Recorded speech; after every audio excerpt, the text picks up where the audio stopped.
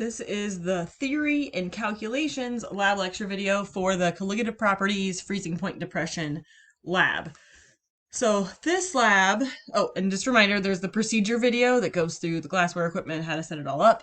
To watch that for the procedure, this is for the theory and calculations. So this lab directly corresponds with chapter 13, looking at the freezing point depression.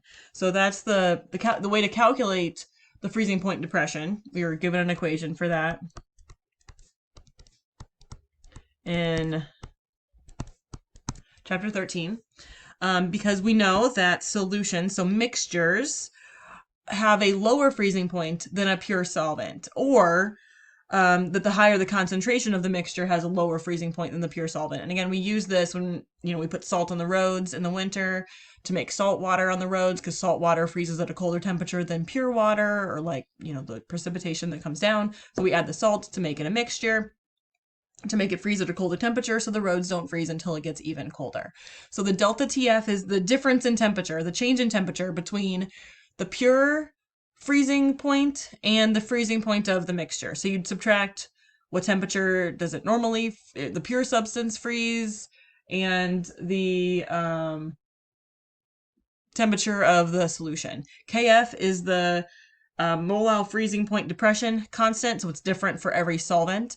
Lowercase m is the molality, which was one of our fancy concentration units, which is the mole of solute divided by the kilograms of solvent. And then I is the Van Hoff factor, which is the number of pieces that it dissociates to when it dissolves. And if we have something that does not dissociate, then its I value is 1. So for this lab, our solvent is going to be cyclohexane, and our solute is going to be an unknown. And you don't know the chemical formula of the solute, but I'm telling you that the solute has a Van Hoff factor of 1. You wouldn't know this unless you knew the chemical formula of the solute, and since I do, I'm telling you the Van Hoff factor is 1. The KF value for cyclohexane is given in the introduction of the lab, which is 20.4 degrees Celsius per molality. Now you're given other KF values in that table, as well as some normal freezing points that you will have to use those values when you answer the post-lab questions. So that table 1 in the lab, just make sure you refer to that in the post-lab questions as well. You need that 20.4 value for the lab itself, but that's what's going on. So in the lab, in part B, you were freezing pure cyclohexane and then pulling it out of the ice mixture and letting it melt and recording the temperature every 30 seconds. So for your temperatures, there should be a plateau. Okay, so you have to make a graph with your data to help us visualize that plateau. So our data table, our data table on page 18 where it says trial 1, you've got temperature in one column and time in minutes in the other column. You're going to be taking the graph paper that's provided to you in the lab. There are 4 pieces of graph paper because you're doing 4 trials. Part B, trial 1, and trial 2. Part C, trial 1 and trial 2. So 4 graphs that you're going to be making. And these are the only graphs all semester that you have to make by hand. The rest of our graphs will be made using Excel. Okay, so here's my pretend graph paper. My x-axis is going to be the time in minutes, and my y-axis is going to be the temperature in degrees Celsius. And we're not making a straight line, you're just plotting points. Okay, so your line's going to look something, hopefully, like this, where there's a plateau. Now, ideally, this plateau would be flat. I'm really bad at drawing flat lines. So let's go with that to like a straight line. So the way phase changes work with temperature, okay? When you take a substance and you're doing a phase change, like you're going from solid to liquid or liquid to gas, one of those things, while the substance is in the process of converting states of matter. So like in our example, it's a solid and it's melting into a liquid. So while it's actually doing the melting thing, we're not going to see a change in temperature, because all of the heat is being used as energy to separate the solid atoms and molecules from each other to make them become a liquid. So the heat is being used to go from solid to liquid, not being used to raise the temperature. It's like when you boil water, like on your stove, while it's boiling, if you measure the temperature, it should just be the same temperature the whole time it's boiling, because all the heat is being used to go from liquid to gas. So that plateau whatever this temperature is, which you might have been able to see even without your graph, that is going to be how you determine the freezing point of your cyclohexane for your trial. So like trial 1, number 3 on the data sheet says trial 1, freezing point of pure cyclohexane, and then underneath that it says from graphs. So we're looking for that plateau, that flat part. So whatever this temperature is, really good at straight lines, that would be your freezing point of your pure cyclohexane. And then you're going to graph it for trial 2. Well, hopefully trial 1 and trial 2 are very similar. We'd like for our temperatures to be the same or very close together because, you know, you're doing the same thing a second time. So you'll determine the freezing point for trial 2 and record that as well. So you're not actually doing a calculation. You're going to be looking at your graph, looking at your data, and finding that plateau. Now, number 4 says the average freezing point of the pure cyclohexane. So you're going to take your freezing point from trial 1 plus your freezing point in trial 2 and divide by 2. You're just calculating the average of the two values in number 3. Okay, so that's the that's looking at the freezing points. I guess the thing that I haven't mentioned yet is in part B, number 1 was the volume of cyclohexane, which you used a 10.00 milliliter pipette to transfer the cyclohexane. So everyone's volume should be 10.00 milliliters. Now, if you look in the procedure, you are given the density of cyclohexane in the procedure. So just a reminder, the definition of density is mass divided by volume. So if you're given the density in the procedure and you know the volume is 10.00 milliliters, you are just solving for the mass. That is the calculation you're doing in number 2. Now then below that, it says mass of cyclohexane a second time, but if you look at the blank, the first time it's in grams. Well, the density you're going to be given is in grams per milliliter. So your volume will be in milliliters, your mass will be in grams. So the mass in grams is going to come straight from the density calculation.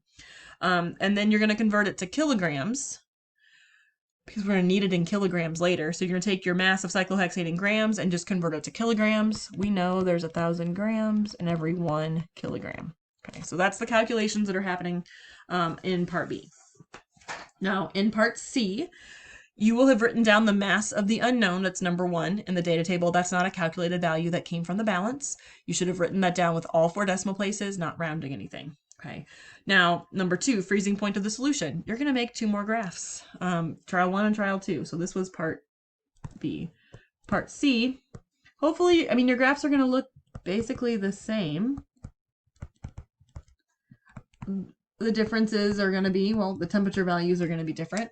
And sometimes your part C graphs are not going to be quite as straightforward as your part B graphs. So hopefully they look like part B, where there's a nice happy plateau, like a flat spot to tell you the freezing point.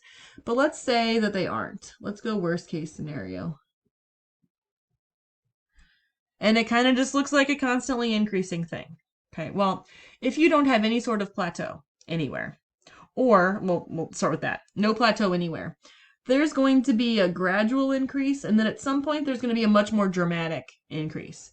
So the freezing point is going to be the last temperature before that dramatic increase. Because what happens is after it's completely melted and it's all went from solid to liquid, then the temperature can start increasing to higher values significantly faster because it's a liquid now. Okay, so if you don't have a plateau, go with the spot right before it starts to very quickly, or at least quicker than it was before, raising temperature.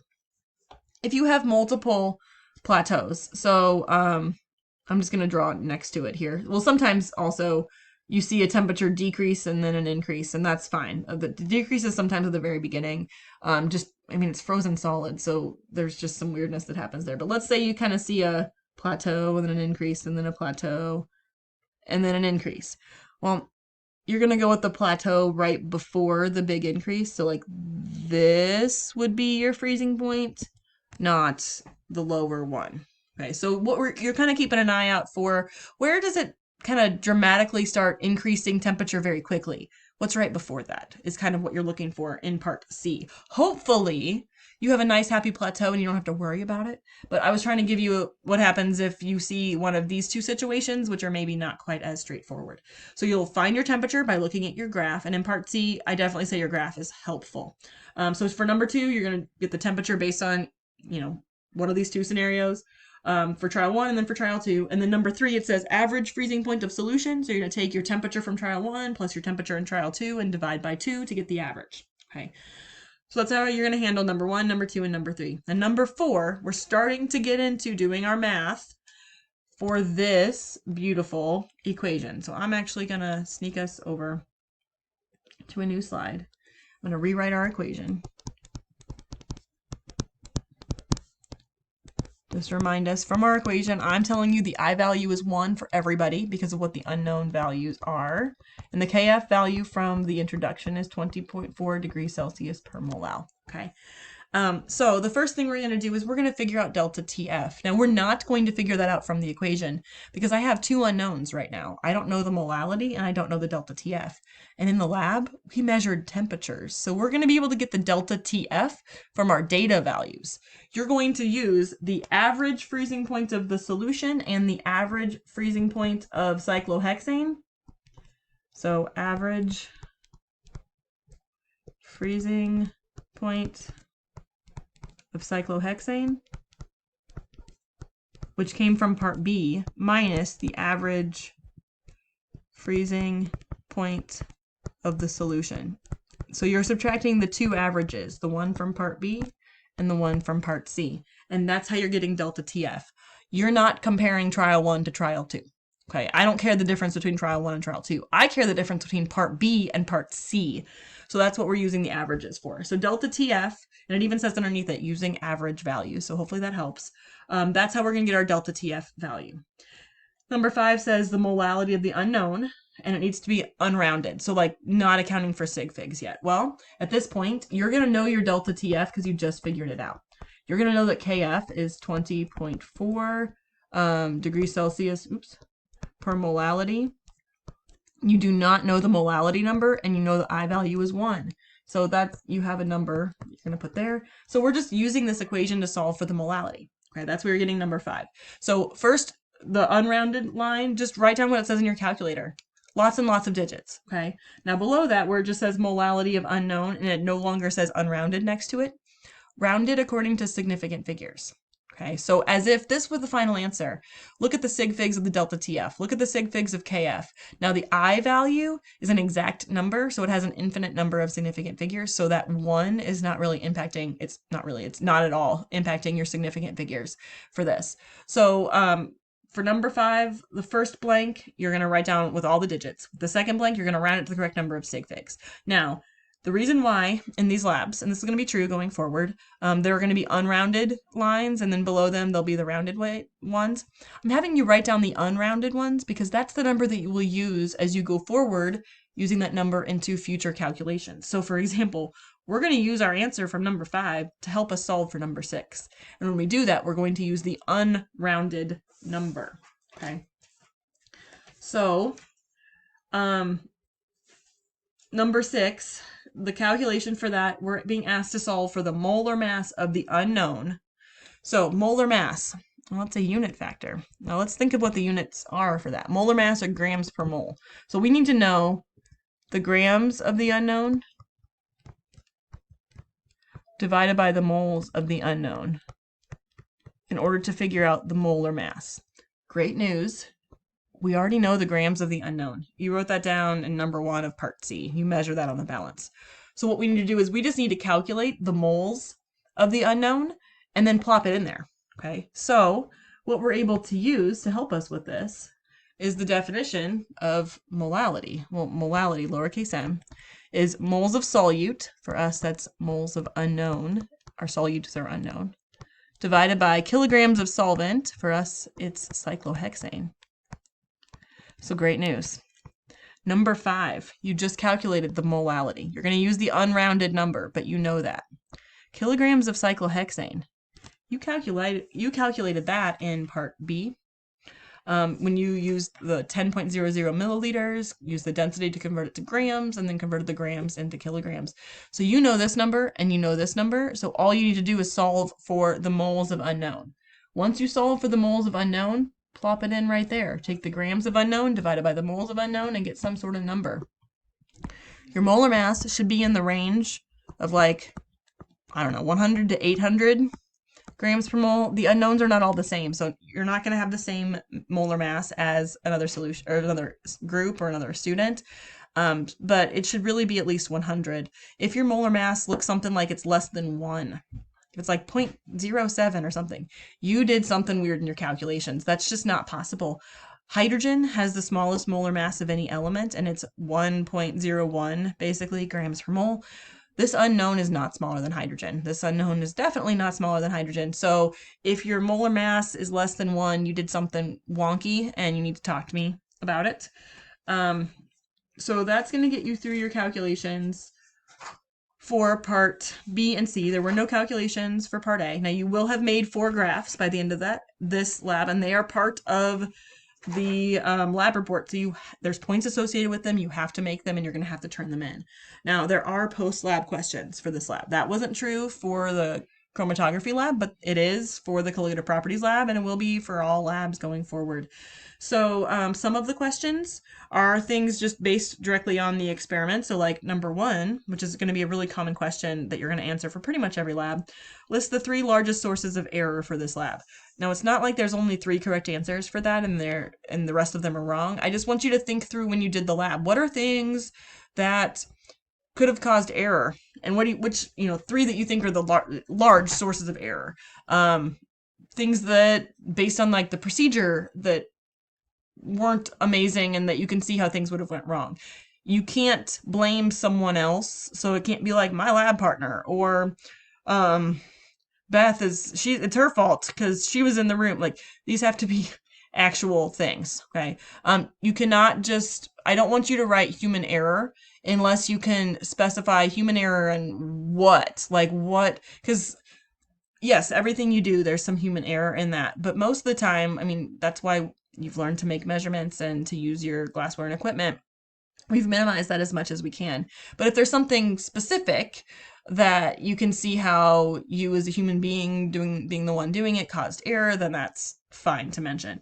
Also, number 2 is also something like that. And then number 3, 4, 5, 6, and 7 are problems that are related to Chapter 13. So since this lab is directly related to Chapter 13, so are the post-lab questions.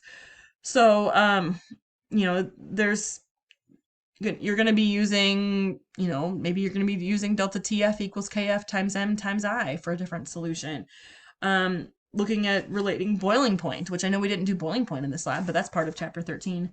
And then number 7, you're going to be converting molarities into molalities. So in the lecture videos, I did an example of molarity to molality and said it's going to be your friend to come back and look at this later. So you're doing 3 calculations of molarity to molality. Make sure you show your work. And again, post-lab questions, they're a significant portion of the lab report, so they're not a thing that you want to just ignore, I guess, with this. So hopefully that gets you through this lab. Let me know if you have questions. I'm happy to talk with you about it more.